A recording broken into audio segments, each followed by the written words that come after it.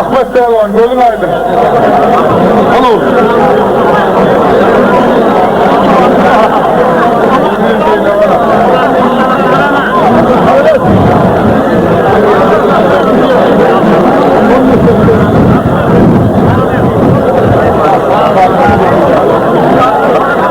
Balkon vilayeti Şahmanı olanları Murat Yalvat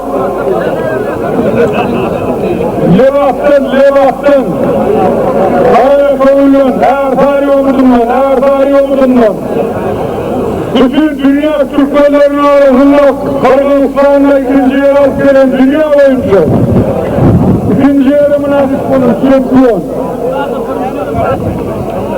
Ahmet Yalvat'ın Balkon vilayetimizde bir naşiyle şampiyon olun. Bayrak nediflerle ulun bayrağı bir aşırı alır.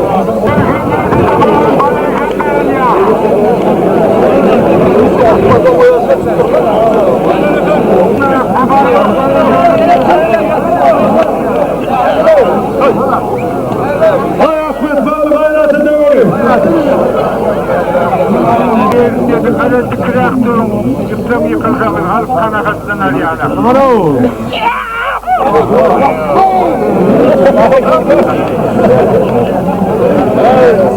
Şimdi sıkıntı yok, istiyor mu lan? Aklıma yandır, bir par yandır. Hadi,